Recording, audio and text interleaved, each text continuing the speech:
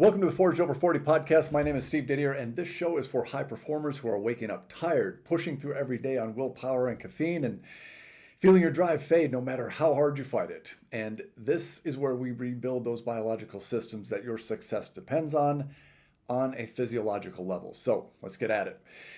I'm going to start with something that immediately puts a lot of people at ease. If you've been told that your thyroid labs are normal, but you're exhausted, foggy, gaining weight, or feel like your body isn't responding in the way it used to, you're not imagining it, and you're not broken. This is one of the most misunderstood systems in the entire body, especially in high performers. The thyroid isn't just a gland, it's an entire regulatory system. It influences energy production, temperature, metabolism, mood, cognition, digestion, and recovery. And then when it's not functioning well, the systems don't show up neatly. They show up as friction. You feel tired when you sleep. You gain weight even though your diet hasn't changed. Your thinking feels slower. Your drive is still there, but your body just doesn't want to keep up. This is why thyroid dysfunction quietly affects so many high performers, especially women, but men too. Women tend to notice it earlier because their hormonal systems are more sensitive to stress and metabolic disruption. Men tend to push through it longer because output stays high until one day it just doesn't. Different timelines, same underlying problem. So here's the first myth we're going to dismantle today. Most people think the thyroid is a single switch that you turn on or off. It's not. It's a multi-step communication chain, and problems rarely happen at just one point. When conventional medicine looks at the thyroid, it usually checks one number, TSH, your thyroid stimulating hormone. This is where people get confused. TSH is not a thyroid hormone. It's a signal from the brain. Think of it like this. Your hypothalamus is the thermostat. Your pituitary is the messenger. Your thyroid is the factory. TSH is the message saying, we need more thyroid hormone. So when someone says your TSH is normal, your thyroid is fine, what they're really saying is, the message looks okay. That tells us nothing about whether the factory is producing well, whether the product is usable, or whether they're actually reaching the tissues. And this is where high performers get stuck, because your brain is excellent at compensating. Under chronic stress, responsibility, and pressure, the system learns to keep output stable even when the internal systems are strained. You can have normal TSH, normal productivity, and normal outward function, while your tissues are still starving for usable thyroid hormone. And this is why so many people feel dismissed. They're told nothing is wrong because one single marker looks acceptable on paper, while their lived experience says completely otherwise. And here's something else that matters. Normal TSH range is ridiculously massive, from roughly 0.5 to 5.0. That is a 10-fold range. In any other performance system, that range would be thoroughly unacceptable. That's like saying a heart rate of between 50 and 150 are both normal. Technically possible, I suppose, but it's functionally meaningless. Most people feel best in a much narrower window, but medicine doesn't treat optimal, it treats pathology. And high performers don't fall into pathology earlier, they adapt. This brings me to something important, especially if you've been dealing with symptoms for a while. Thyroid issues are nearly always fixable, but the longer the system is adapted, the more layers are involved in terms of getting it fixed. This is not a ticking clock, it's a complexity curve. The longer something runs inefficiently, the more systems get pulled into the compensation. Stress, gut function, liver conversion, immune signaling. And that's why thyroid issues rarely exist alone. They're almost always part of a larger pattern. And that is exactly why quick fixes don't work. You don't fix a regulatory system by replacing one hormone and hoping all the rest sorts itself out. So in the next section, we're going to zoom out. We're going to look at how the thyroid actually communicates with the rest of the body, not in medical jargon, but in a way that makes it obvious why normal labs and persistent symptoms can coexist for years. Because once you understand the system, the confusion disappears. One of the biggest reasons thyroid issues are missed for years is because people are taught to look at the thyroid as an isolated organ. Find the problem, replace the hormone, move on. That model fails because the thyroid doesn't work alone. It never has. The thyroid is part of a communication network that spans the brain, liver, gut, immune system, and every single cell that uses energy. If any part of that network is compromised, thyroid function can look normal on paper while the body struggles in real life. Let's walk through this in a very simple way. Think of the thyroid system like a company. The hypothalamus is the CEO. It sets the strategy based on incoming data. The pituitary is middle management. It sends out instructions. The thyroid is the manufacturing plant. It produces the product. But the product that the thyroid makes is not the final product. The thyroid mainly produces T4. T4 is inactive. It's not the hormone that actually drives energy metabolism or temperature at a cellular level. T4 is more like raw material. It still has to be converted into T3, which is the active hormone that actually tells your cells how fast to run. That conversion does not happen in the thyroid. It happens mostly in the liver and the gut. This is the first place the standard model breaks down. You can give somebody all the T4 in the world, but if their liver or their gut can't convert it efficiently, the cells still don't get what they need. Now let's layer stress on top of this. Chronic stress doesn't just raise cortisol. It changes how the brain interprets information. Under long-term pressure, the hypothalamus becomes less sensitive. It stops responding appropriately to feedback. So you can have low thyroid function at the tissue level while the brain fails to signal a problem. This is what's often called functional hypothyroidism, not because the thyroid is broken, but because the communication is distorted. Here's another important distinction that almost nobody explains clearly. There is a difference between healthy blood markers and healthy tissue function. Blood tests measure what's circulating in the system. They do not measure what's happening inside cells. You can have normal free T4 and free T3 in the blood while receptors are blocked, or while conversion is impaired, or inflammation is interfering with the hormone action. And this is where so many high performers get frustrated. They do the right things. They take the medication, they follow the instructions, and they still feel cold, tired, foggy, and flat. Because the issue isn't supply, it's utilization. Now let's talk briefly about a historical perspective that actually gets this right. There is an old medical concept, often referred to as Harrower's chart. It maps the thyroid influences nearly every organ system in the body: heart rate, digestion, mood, reproductive hormones, skin, hair, immune function. This isn't alternative thinking. It's basic physiology that got lost when medicine became overly reductionist. The thyroid sets the metabolism tempo of the entire organism. That's why thyroid dysfunction doesn't present as one clean system. It presents as a pattern. Fatigue plus weight gain, brain fog plus depression. Cold sensitivity will be matched with constipation, low libido, poor recovery. Different combinations, same root system. And here's something that matters very deeply for high performers in particular. The thyroid is extremely sensitive to environmental stressors, not just emotional stress, chemical stress, inflammatory stress, metabolic stress. The thyroid requires iodine to function, but iodine has chemical siblings: fluoride, chlorine, bromine. These look similar at a molecular level. The thyroid can mistakenly take them up. When that happens, thyroid tissue becomes irritated or damaged, and then the immune system steps in to clean up the mess. Over time, that cleanup process can turn into an autoimmune attack. And this is how many cases of Hashimoto's begin. Not because the immune system randomly malfunctioned, but because the tissue damage triggered an immune response that never fully shut off. Again, nothing is broken. The system simply adapted. And now here's another myth that's worth killing. Goiters and enlarged thyroids are often labeled as a disease. In reality, an enlarged thyroid is frequently just a thyroid that's trying harder, growing more tissue to capture more iodine. Again, it's not failure, that's compensation. The body is always trying to solve the problem. The tragedy is that we often suppress that effort instead of fully understanding it.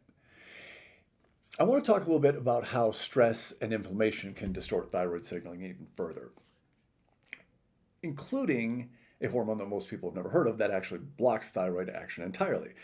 And this is where people who feel like they're doing everything right and still feel like they're going backwards. And once you understand this particular layer, the confusion will lift a little bit. And this is the point where a lot of people are going to feel like they're losing their mind. They have symptoms that are unmistakable, fatigue that doesn't resolve, cold hands, cold feet. They have weight gain that doesn't respond to effort, brain fog, low motivation. And yet they're told again and again, your labs are normal. And this is where we need to get very precise, because normal blood work does not equal healthy tissue. Blood tests measure what's floating around in circulation. They do not measure what's happening inside the cells. And thyroid hormones only matter once they enter the cell. And they bind to the receptor and they activate energy production. Everything before that is just logistics. Here's a simple way to think about it. You can have trucks full of supplies sitting outside a factory. If the doors are locked, the workers are on strike, or the machinery's broken, nothing's going to get produced. From the outside, it's going to look like everything's fine, but inside, nothing is working.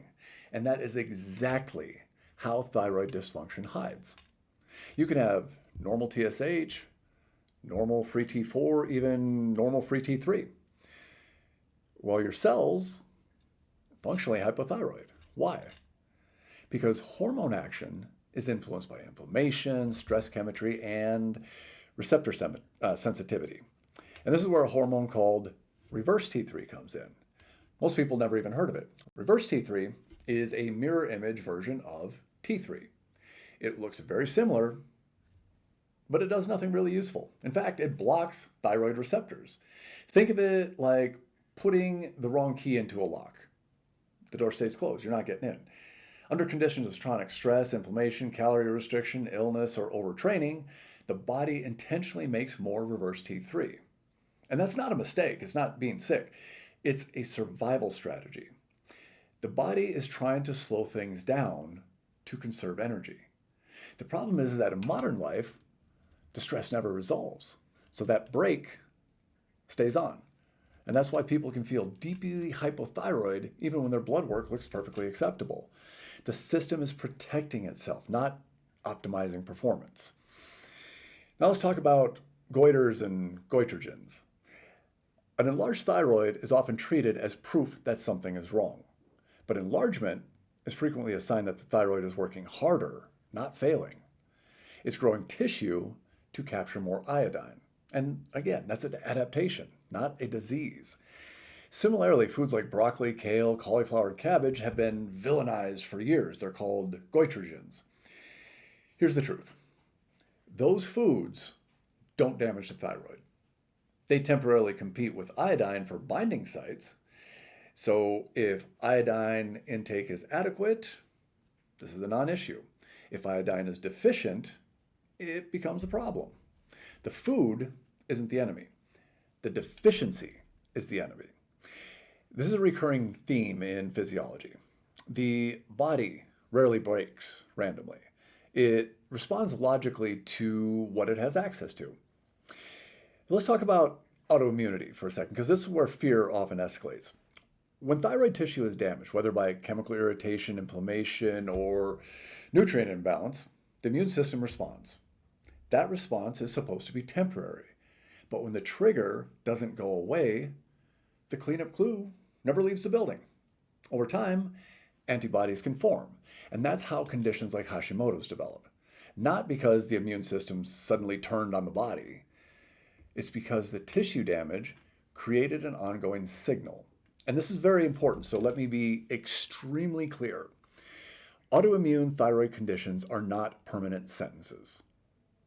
They are adaptive responses that absolutely can be downregulated. But again, the longer the system has been in that state, the more layers are involved. This is why simply adding or increasing medication rarely solves the problem. It may improve lab numbers. It may even reduce some symptoms, but it doesn't address why conversion is impaired, why receptors are blocked, why inflammation persists, and why the immune system stays activated. That is why people feel better, but not well. And that's not a failure on their part. That's a mismatch between how complex the system is and how simplistically it's often treated. So let's bring stress into the picture as well. Not as an emotional issue, but as a biological force that directly interferes with thyroid signaling at multiple levels. This is the piece that explains why so many high performers are disproportionately affected. And that's why pushing harder is often the worst possible response. Because this is the point where everything starts to connect. Once you understand how stress interacts with the thyroid system, a lot of your confusion about thyroid is going to disappear. So let me say this clearly. Stress does not just coexist with thyroid dysfunction. Stress actively rewires thyroid signaling, and it does so at multiple levels. First, at the level of the brain. Under chronic stress, cortisol stays elevated for long periods of time. Cortisol is not a bad hormone. It keeps you alive. It helps regulate blood sugar. It mobilizes energy. But when cortisol is high all the time, your brain is going to adapt. The hypothalamus becomes less sensitive to feedback. You can think of it like a thermostat that's been exposed to heat for too long. Eventually, it's going to stop responding accurately. So even when thyroid function is low at the tissue level, the brain may not send a strong enough signal to correct it. And this is why TSH can remain normal even when thyroid function is impaired. The signal just isn't loud enough. Now, let's move to the liver, because this is where stress quietly does a lot of damage. Remember earlier when we talked about conversion? T3 has to be converted, or T4 has to be converted into T3. That conversion happens primarily in the liver and the gut. Under chronic stress, inflammation increases. Blood flow to the gut decreases. Liver detoxification capacity becomes overloaded. And when that happens, the body shifts in how it converts thyroid hormone. Instead of making active T3, it produces more of that reverse T3. Reverse T3 is inactive. Worse than that, if you remember, it blocks thyroid receptors. This is one of the most important concepts in thyroid physiology, and it's almost never explained to patients, ever. Under stress, the body intentionally puts the brakes on metabolism. Again, not because it's broken, but because it's trying to conserve resources. And this is why people under chronic stress often experience things like cold intolerance, fatigue, weight gain, slow digestion, brain fog, even when their labs look normal. The system is in energy preservation mode. And here is exactly where high performers run into trouble. Most high performers don't reduce stress when this happens. They increase effort. They train harder. They restrict calories. They push through fatigue, and they double down on discipline. That response makes sense psychologically. Physiologically, it just makes things worse because calorie restriction and overtraining both increase cortisol further. They tell the body that resources are scarce and that demand is high, so the brakes clamp down harder. And this is why aggressive dieting can actually worsen thyroid symptoms. And this is why just eat less and move more fails so spectacularly in stressed individuals. The body is not trying to lose weight. It's trying to survive. So let's talk about inflammation as well, because this is another disruptor in the whole process. Inflammation interferes with thyroid hormone signaling at the receptor level. Even if enough T3 is present, inflamed cells don't respond properly. And this is why gut health matters so much when it comes to thyroid function. A compromised gut increases inflammatory signaling. It allows immune activation. It disrupts nutrient absorption. And since the gut plays a role in hormone conversion, dysfunction just ripples outward. And this is why thyroid issues rarely ever exist alone. They sit on top of chronic stress, gut dysfunction, metabolic instability, and immune activation. It is a systems problem. And now let's address something that causes a lot of anxiety. Stress-related thyroid dysfunction does not mean permanent damage. This is very important. Your system is adaptive. When stress is reduced and regulatory capacity is restored, thyroid signaling can improve dramatically. But again, the longer the system has been compensating, the more layers need to be addressed. And this is why a week off doesn't fix it. This is why a supplement stack doesn't fix it. And this is why simply increasing medication often leads to diminishing returns. You're trying to override an adaptive response instead of retraining it. Here's a key takeaway from this section. If you're dealing with thyroid symptoms and chronic stress, the thyroid is not the problem. It's the messenger. It's reflecting the state of your nervous system, your metabolism, and your recovery capacity. And this is why thyroid dysfunction is so common among high performers. Again, not because they're weak, because they operate in environments of sustained demand. Okay, now we're going to talk about some of the most common fixes for thyroid problems that either don't work or make things worse, including iodine supplements and this blanket dietary advice. This is where nuance matters, and it's also where a lot of people accidentally sabotage their recovery. Once someone realizes their thyroid might be involved, the next phase is very predictable. They start searching, and what they find is a mess. Iodine protocols, supplement stacks, elimination diets, conflicting advice from practitioners who all sound very, very competent.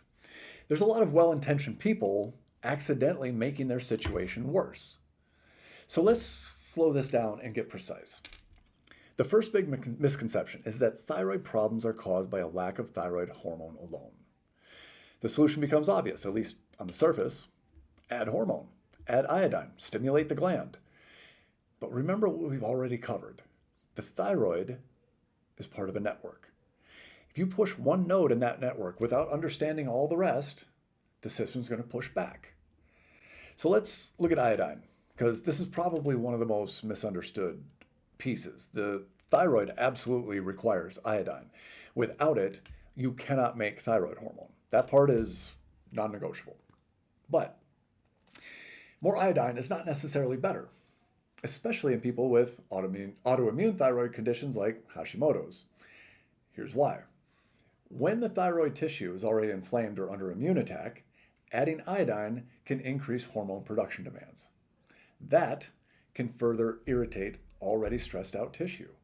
The immune system sees more debris, more cleanup is required. The autoimmune response intensifies. And that's why people sometimes feel worse when they start iodine. Not because iodine is bad, but because timing matters. Context matters. The system has to be ready. And this is a perfect example of why blanket advice fails. Let's look at supplements for a moment. Supplements are tools. They're not solutions. You can support thyroid function with nutrients like selenium, zinc, iron, and various B vitamins. But if the liver is inflamed, if the gut is compromised and stress hormones are elevated, those nutrients don't get used efficiently. They just pile on top of dysfunction. And this is why supplement lists keep getting longer. People add instead of resolving. So this kind of ties into diet because this is where people tend to swing to extremes as well. You'll hear things like cut all carbs, eat only plants, avoid every potential allergen forever. There is no single thyroid diet. There's only context-appropriate nutrition. Under chronic stress, severe carbohydrate restriction will increase cortisol. That cortisol further suppresses thyroid conversion.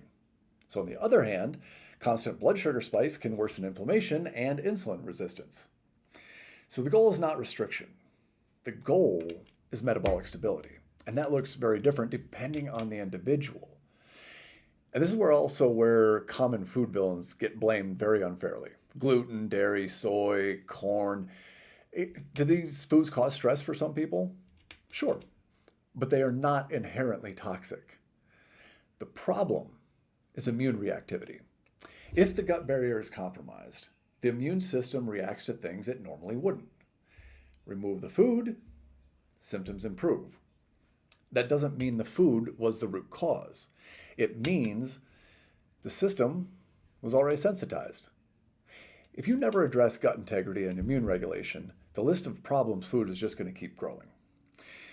All right, let's switch gears and look at thyroid medication because this is where nuance is also critical.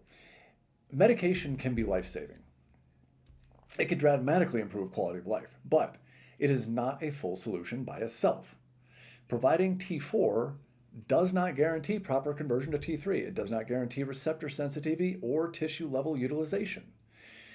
Medication treats supply. It does not retrain regulation. And this is why some people feel better initially after they start medication and then they plateau. The system just adapted again. That's basic physiology. So here's the key principle to hold on to. Thyroid dysfunction is rarely about one missing piece. It's about misaligned inputs. Stress too high, recovery too low, inflammation unresolved, conversion impaired, immune signaling dysregulated. When people chase fixes without addressing those layers, they stay stuck. And this is where frustration turns into hopelessness. That's not because the condition is permanent. It's because the approach is incomplete. Now, let's talk about what actually works. Not quick fixes, but a structured way to restore thyroid function by rebuilding the systems that support it. Not aggressively, not forcefully, but intelligently. And this is where strategy replaces desperation. Now that we've dismantled the myths and exposed why most fixes fail, we need to talk about what actually is going to work. Not in a tactical sort of checklist way, but in a systems first sequence. Because thyroid function doesn't improve when you attack the thyroid. It improves when you restore the environment that the thyroid operates in. And this is where a lot of people go really wrong. They want to stimulate, they want to force, they want to override. But regulatory systems don't respond well to force. They respond to signal clarity and safety. So let's zoom out a little bit.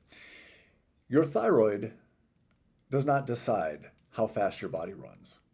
Your body decides how much thyroid function it can afford. And that decision is based on a few key questions that your nervous system is constantly asking. Is energy available? Is the environment predictable? Is inflammation under control? Is recovery sufficient? When the answer to those questions is no, thyroid output is downregulated on purpose. So rebuilding thyroid function means changing those answers. And this is where I'll introduce a framework that I use with high performers briefly and intentionally. Assess, the assess method. Not as a brand name, but as a sequence.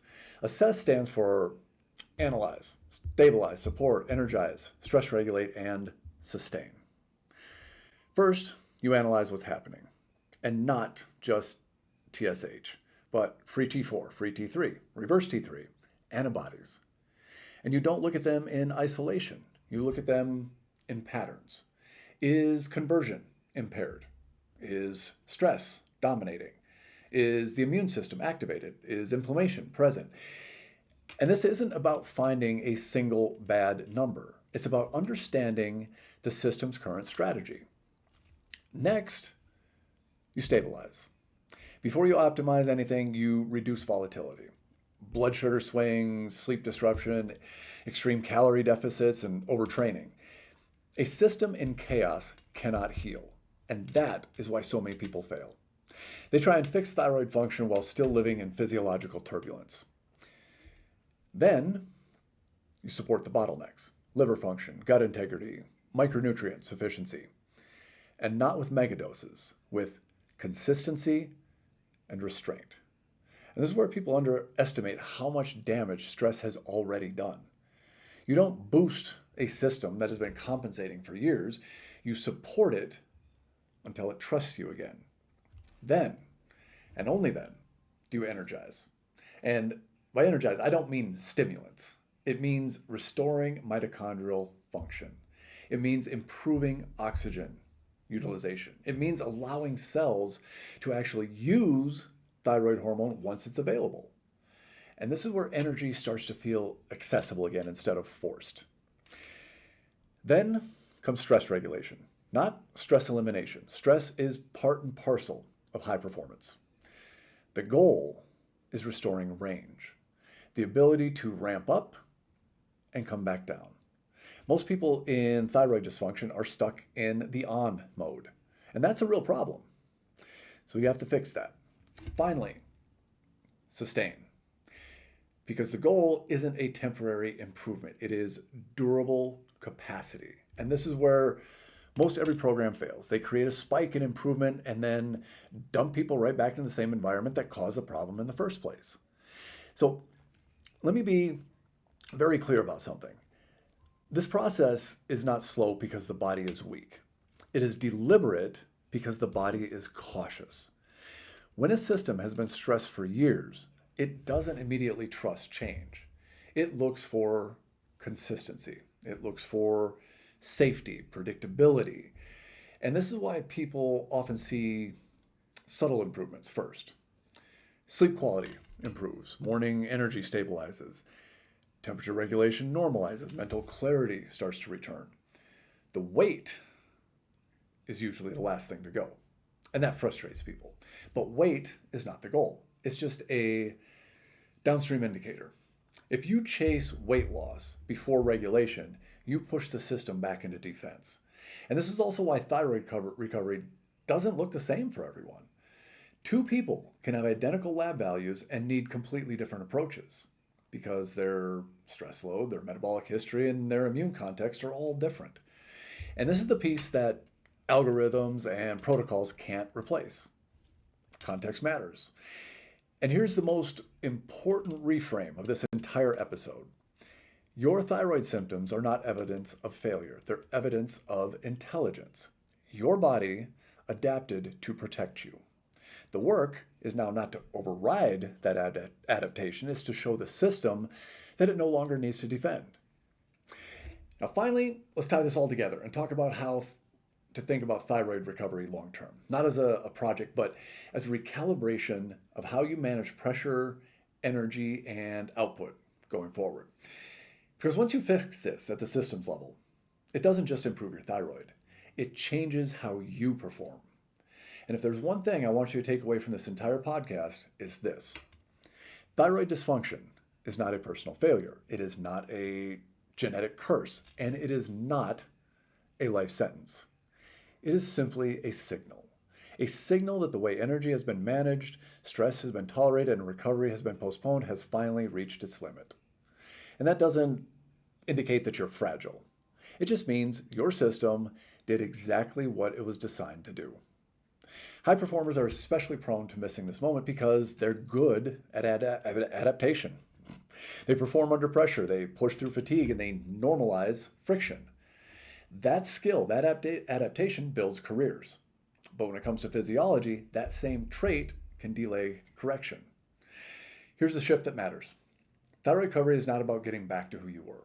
It's about building a system that can handle the level of output you expect without eroding you in the process. And that is a very different goal. Most people want a fix. They want a number to normalize, a symptom to disappear, or a supplement to work. But systems don't respond to isolated interventions. They respond to consistency and safety. And this is why people who truly recover don't just feel better. They feel more stable. Energy becomes predictable. Mood becomes resilient. Focus returns without force, and recovery stops feeling optional. Here's something else that's very important. If you've been dealing with thyroid symptoms for years, this is still fixable. Always. The difference is not whether it can be fixed. The difference is how many systems are involved. The longer something has been running inefficiently, the more layers have adapted around it. And that shouldn't be hopeless for you. It's just strategic. And strategy always beats urgency. This is where a lot of people get tripped up. They want to rush the rebuild. They want to force results. But regulatory systems don't respond to pressure. They respond to signal clarity over time. When sleep improves consistently, when blood sugar stabilizes, when stress load becomes predictable instead of chaotic, and when inflammation calms, the thyroid will follow. Not because it was broken, but because the environment fully supports its function. And this is also why thyroid recovery often changes about how people think about performance. They stop chasing adrenaline. They stop mistaking intensity for productivity, and they stop treating exhaustion as some sort of badge of honor. And ironically, output improves because sustainable performance is quieter. It's not fueled by urgency. It's fueled by capacity. Now, let me say something directly to the high performers that are listening.